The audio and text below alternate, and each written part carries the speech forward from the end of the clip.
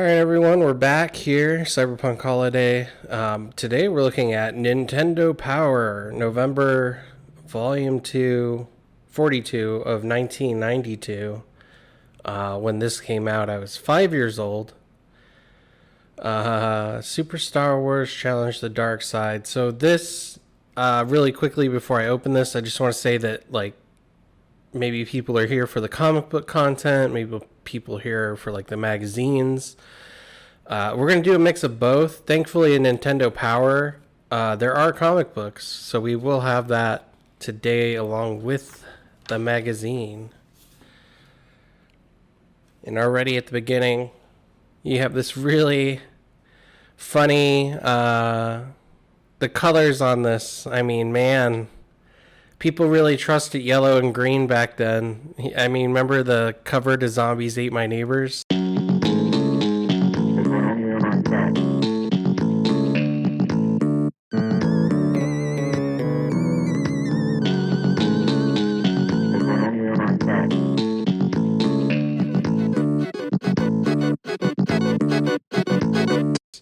It's reminiscent of that.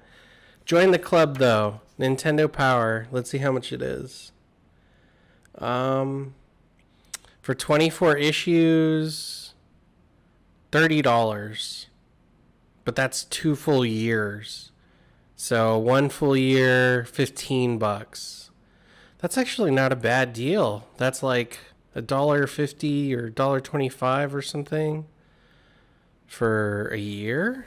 What the hell? How much is it in the store?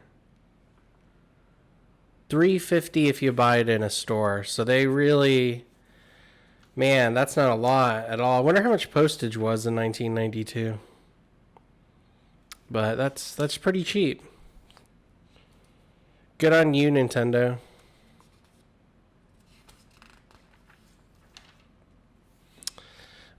So right off the bat, a couple cool things here in the letters column. It's hard to see, but the fan art of this issue, it's even small to me, like when I'm looking at it, is pretty on point. This right here is Ninja Gaiden on a mountain, Metroid, Zelda, and Link. I know it's hard to see. Link and Mega Man villains right there. RoboCop contest winner. This guy, a 16-year-old who wants to have their own car. Danny Smith was sure surprised when he was selected as the grand prize winner in our Players Poll contest from Volume 35. The streets of Wahoo, Nebraska will probably never be the same again. Danny received the actual RoboCop car, which was used during the filming of the movie RoboCop 2. For various legal reasons, the police lights had to be removed from the top of the car. But other than that, it's the same exact Detroit Cruiser that RoboCop nailed the bad guys with. Danny was just about ready to get his driver's license when he was informed that he won the car. The timing couldn't have been better, huh? Remember to... Can you imagine driving around in this and your friends are like, what? Why does it say Detroit Police on your car? Crappy 1992 car. It looks like a Toyota something. Yeah, those old police cruisers. Nintendo Game Counseling. This is stumped by a game. You would call them and they would give you help on the game, like give you hints, or probably even if you pushed them far enough, tell you exactly what to do. It just boggles my mind that was the beginning of video gaming, that there was a hotline you could call to get tips. And I remember it very well. There were commercials. I'll see if I can find one for this moment. New gameplay. This is Jenny. How may I help you? You've only been through the first cement pit. Well, the final fortress is kind of a magical maze. Right under the wet paint sign? Well, you're going to come across this big sea serpent. You'll get to a place where there's this big skull head guy. It looks kind of like something from Star Wars. Joe and Mac. I can't remember which version I played. I don't think it was the NES version, but they were definitely popular games. Side-scrolling, caveman, beat-up dinosaurs. Not too hard to figure out. There's a good guide here.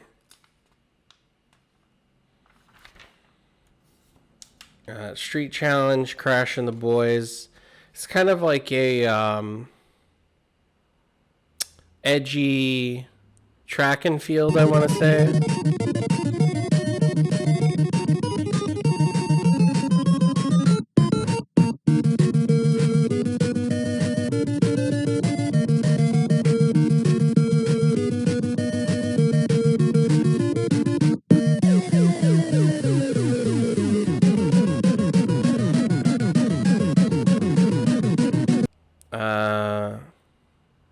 The Japanese version, because you would do events like spin and release, pole vaulting, I think it was one of them, swimming, jumping, man, I forget the actual names of the Olympics challenges. The track and field, basically. Pole vaulting, swimming, judo, of course, because every game had to have fighting in it. But it's just basically a tip guide on how to get through the game and kick butt. Nah, Mega Man, must start Dr. Wily, Mega Man. We find the missions, we find Dr. Wily. But where is Dr. Wily? That's a good question. We may be able to locate another energy emission from the radar room. When we find that meteor, we'll find Dr. Wily. So I don't think any amount of Nintendo giving you help and foreshadowing the level for you to know what's coming, what's next. I mean, you're going to learn it anyway.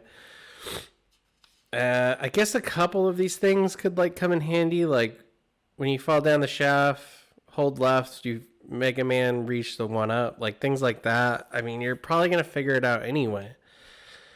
But Magnet Beam, it tells you what level it's found in, creates steps for Mega Man to use. That does come in handy on Iceman's level, which was always the hardest one in Mega Man 1 for me. But I gotta be honest, Mega Man 1 is just a brutal ass game. I don't like it. I'd rather play Mega Man 2. Gutsman. Jump over the boulders that Gutsman tosses at you and pelt the grimacing powerhouse with a barrage of bombs that you receive from Bomb Man. Throw the bombs when you jump up in order to get more distance on them. Wow, very helpful. Step quickly on Electman stage. Yeah, Fireman stage, pretty hard for me. This one's the hardest. Just that brutal area in the middle where you have to jump on the platforms, footholders. Jump from one footholder to the next when it's safe to do so. Don't jump when they fire. Just brutal ass game. Dirty Dog Wowie. The Mega Clone. Let's see if it tells you the cheat for...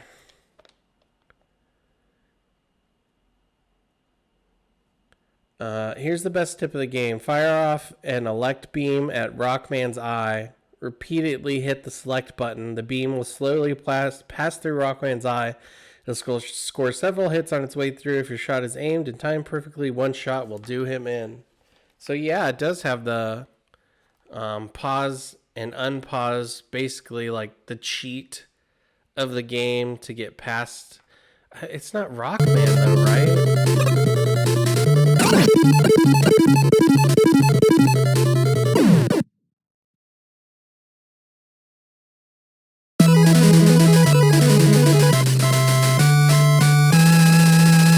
It was called a Yellow Eye or Pinky or something, right? Somebody leave a comment below about what that was. The Yellow Devil, right? That's what it was. It had to be. I don't know why they're calling it Rockman. Super weird. Boss Gauntlet, kill Dr. Wowie. Classified information, secrets to video games. This is Magic Sword here. Never played it. Christie's Funhouse did play it. It was an okay game. Platformer. Very brutal, if I remember correctly. Unless I'm mixing it up with the Sega version of... There were so many Simpsons games. Actually, when I went to Universal Studios recently, I had a Krusty Burger there in their Krusty Funland. And one of the things he said over the speakers, because you hear Krusty trying to sell you on the burgers, he says, if you can find a greasier burger, you're in Mexico. And he laughs, and we were just cracking up the whole time we were in there. It's hilarious. Castlevania 4, I'm pretty sure most of the people that played this game knew about these secrets. Extra energy, the treasure chest on stage 9. Just jump on the chest 255 times and the power-up will appear. I'm kind of curious if there was a reason, if it's not an arbitrary reason for 255 times. Fill her up at the end of Dracula's castle. Everyone knows the stairs going up. Inside the castle, you could find invisible stairs right there. I'll put a thing here for it.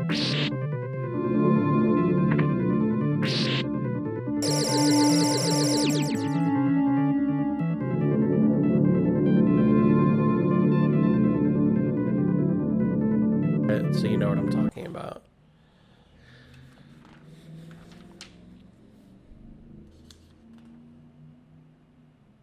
Some more stuff on Adventure Island, Robin Hood, Prince of Thieves, Low G-Man. I don't remember that one. This is hilarious. So, Special Agents. A popular activity among Nintendo game experts is developing tips and strategies. If you'd like to share your own special tips to us, send them in. You can use a 3-digit number to be your agent number, and be sure to include it with your tips. So basically do our job for us. Thanks. It probably costs money too to call in. Terrible. Alright, so comic books, man. I have the full graphic novel of this. It's A Link to the Past, Legend of Zelda. Nintendo actually did release a full copy of it, so you can find it anywhere on Amazon if you really are interested in this comic book and you want to see what it's about. It's a beautiful book, as you can tell already by the art. It's kind of like an not an ink wash, but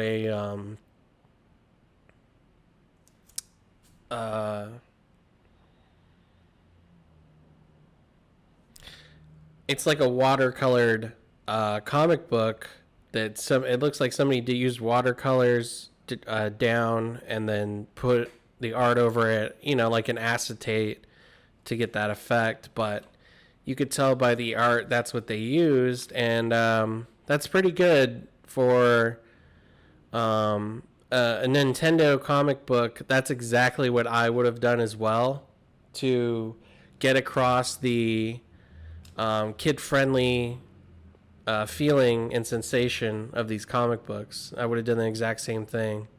Some beautiful art here, and these pages are huge. You could basically put these on your wall and have the whole Legend of Zelda Link to the Past comic book on your wall. Beautiful art. I honestly can't get over how good this was done. And that's why I own the graphic novel. It's packed away. Otherwise, I'd have it right here and be flipping through it to show you because I'm moving right now. So, yeah. It tries to follow the story, though, of A Link to the Past. It introduces this new character. I think his name's Rowan or something.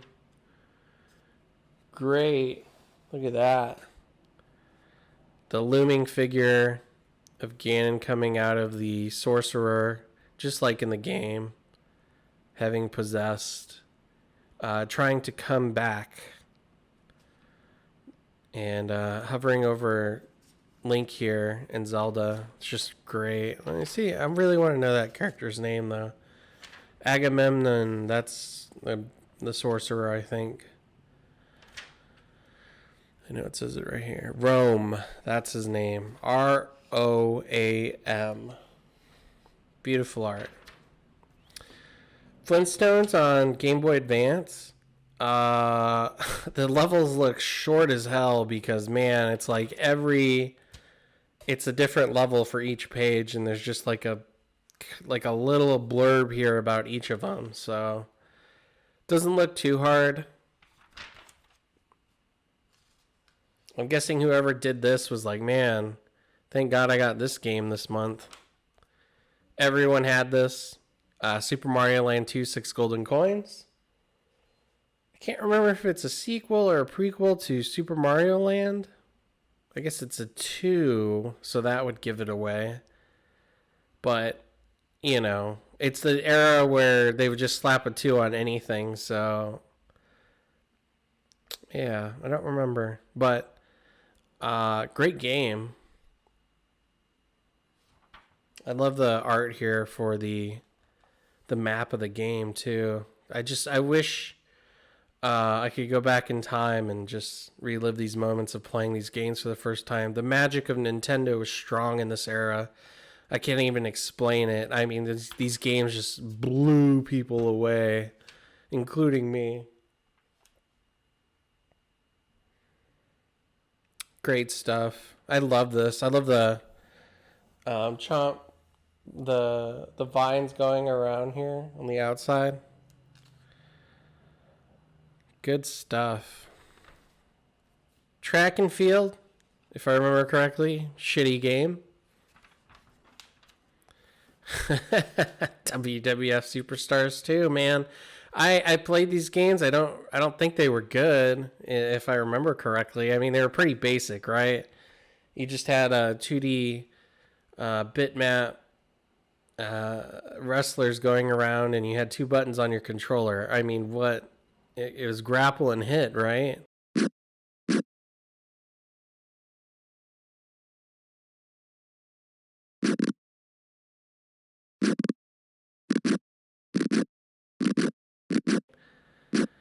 So, yeah. Oh, yeah. Let me tell you, brother. Rest in peace. From Death Valley and weighing in 328 pounds, The Undertaker is dark and a menacing character. He'll vow to bury you in the ring. His size is his best asset. His powerful legs can deliver ferocious kicks, keep an opponent down by stomping on them. Yeah, I don't remember the Mountie. Sorry. Canadian, though. Canadian wrestler, apparently. More comic books. I mean, goddamn, this issue is just packed with content. This is so great. And the art is beautiful. I mean, look at this. Whoever did these was a consummate professional in the field of comic books. The storytelling is so on point. Especially with their mannerisms, the way they look and act, and just the action and everything. They knew what they were doing, and using all these characters that were relatively new. I mean, not bad. And it's kind of like a mind control thing with the Yoshis, turning them into eggs. They're completely under their control. And Mario and Luigi show up on the scene, and they're taking a pipe. Sure, it's hot in here. No sweat. We must be near the end. Look, light. I think I picked the wrong pipe, and there's lava.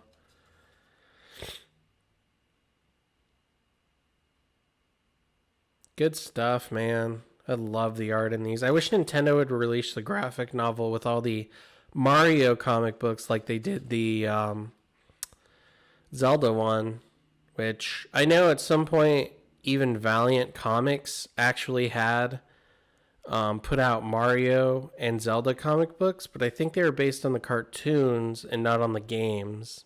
And you can find them. They're expensive as hell, but you can find them. So yeah, Zelda's under mind control by the magician here, the wizard. And he hypnotizes her into wanting to marry Bowser. Bowser, my sweet, I worship the ground you walk on. I love you from the bottom of my heart. And he's like overexcited. They're losing their minds. I am not marrying a maniacal fiend like Bowser. Of course, the wedding starts. Mario jumps into the fray and is going to pounce Bowser. Really great art here. Pop.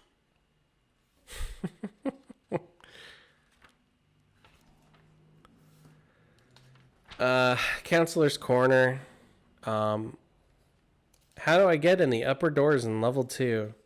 So basically more just like and if you like, probably people who called the hotline and had those like hot questions, they probably, as Nintendo would do, you know, compile what was the most asked questions about that game or something, and then they would put them in the issue here.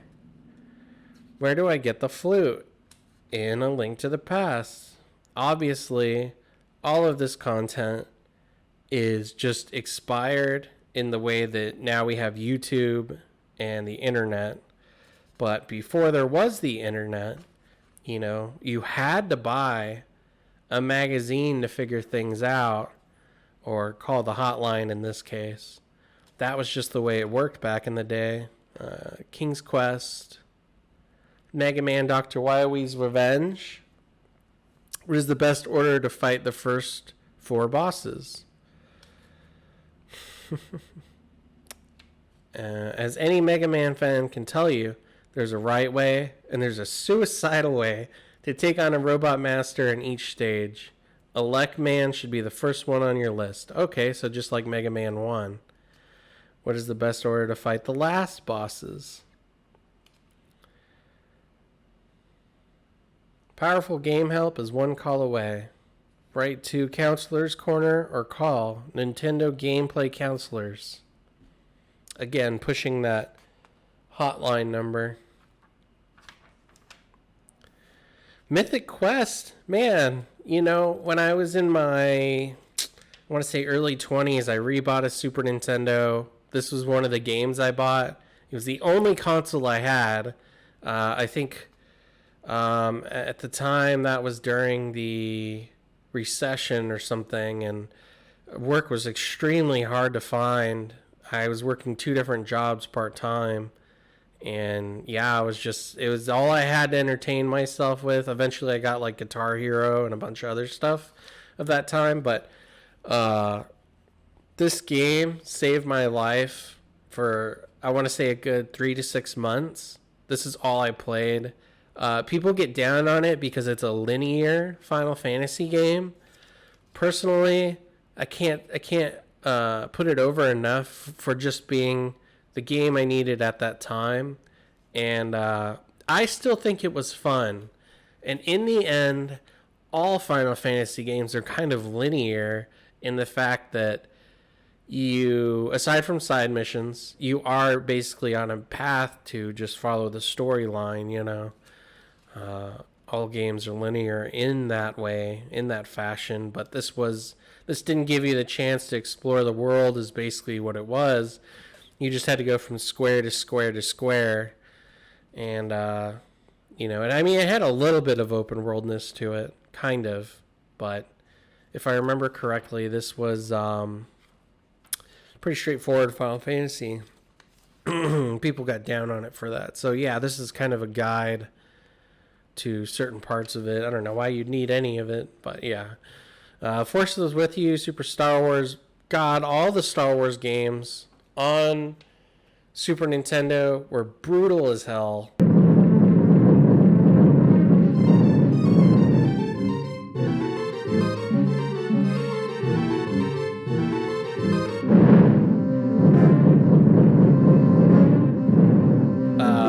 some of them more than others because you had to do a lot of blind jumping.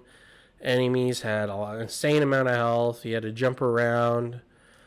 But, you know, they were beautiful games. The bosses were beautiful. The level design was beautiful. It looked like the movies. It sounded like the movies.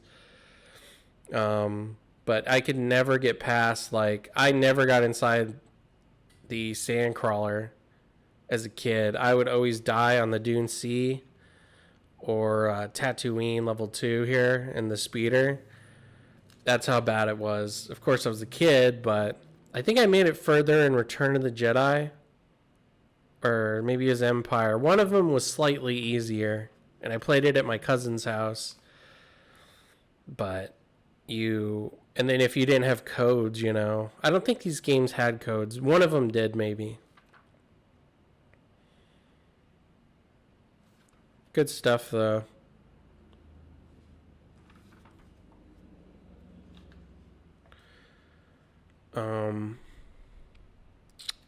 The Cantina, Escape from Mos Eisley. Oh, check this out. Every Nintendo mag came with a poster as well. And you can imagine why I love this magazine specifically. Look at that badass poster right there. Hell yeah. 1992, man. Trademark of DC Comics. Batman Returns. It's a huge poster. My hand for size and scale. 3 pages long. And on the back of it is the rest of the guide here. Beautiful Carrie Fisher in the middle.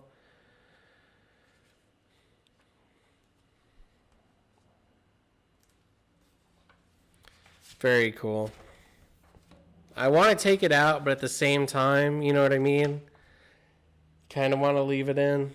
I mean, am I going to put this on my wall? I could probably just buy a Batman Returns poster. Space Megaforce. Never played it. Looks interesting.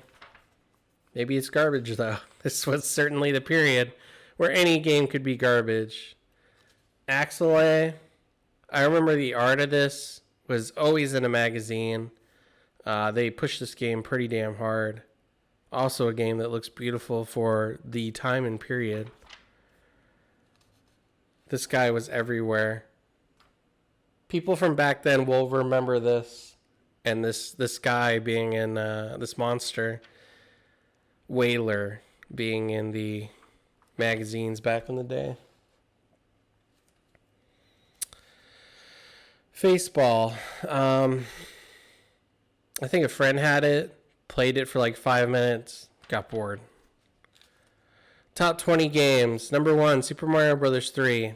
Of course. Mega Man 4. Manhattan Project. Legend of Zelda? Legend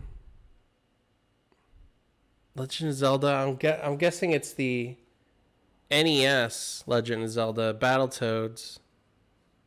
Yeah, this is NES, so November 1992. Super Nintendo, here we go. Street Fighter 2 is number 1. Link to the Past, Super Mario World, F-Zero. Man, Street Fighter 2 outdid these. That's surprising. Final Fantasy 2. Woof. Castlevania. Krusty's Funhouse. ActRaiser. Yeah, I mean, this all rings true. Especially on the Game Boy. Super Mario Land. Metroid 2, which I do love. Even the remake. I beat this in my teenage years. But I love that game. Simpsons Escape from Camp Deadly, Battletoads, stuff you wouldn't be surprised by. Batman Return of the Joker, Home Alone. Whoa.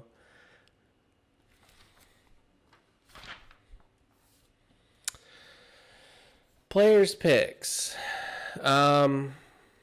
Zelda, Street Fighter 2, Super Mario World, and then rando sports games and stuff. Yep, sounds right. Power Puzzle. I don't know why the light suddenly got bright. Sorry, I'm trying to use natural lighting on these videos from now on.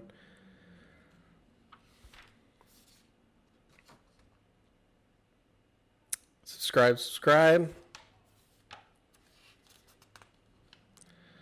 Official contest. Third prize is the Power Team shirt. Action Play Football. First prize, Pro Ball Blitz, a trip for two to Pro Ball in tropical Hawaii. VIP passes to pro practice session. Entrance to the NFL Pros Beach Challenge. Nestor's Adventure. More comic books. Man, this is packed. And then, yeah, Power Player.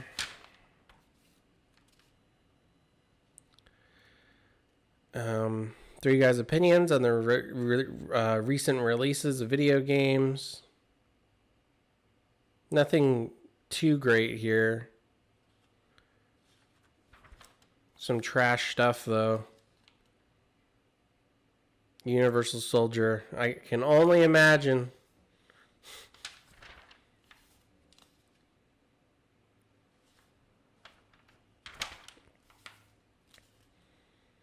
A look into the games of the future. Spider-Man and X-Men, baby, yeah. Arcade's Revenge. Had it, loved it, beat it. I have a video on why Arcade is my favorite Marvel villain. It was one of the first videos I did of the channel. I kind of cover this, so I won't go too in depth on it, but God, everyone either loved or hated the game.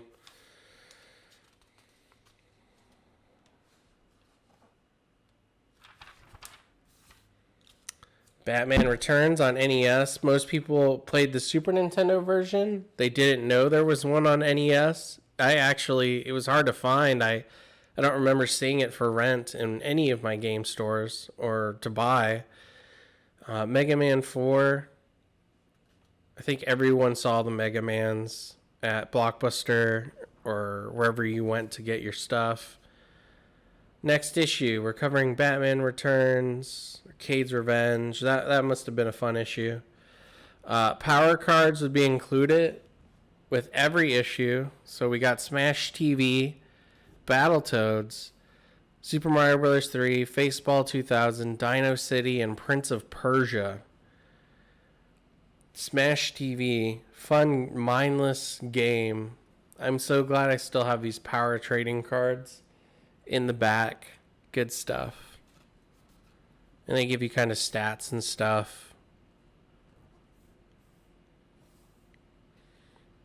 But yeah, Mario Paint contest. Mario Paint was a game, and you could paint in it every month and then take a picture. Literally, take a picture, send it into the magazine, probably get it featured and win something.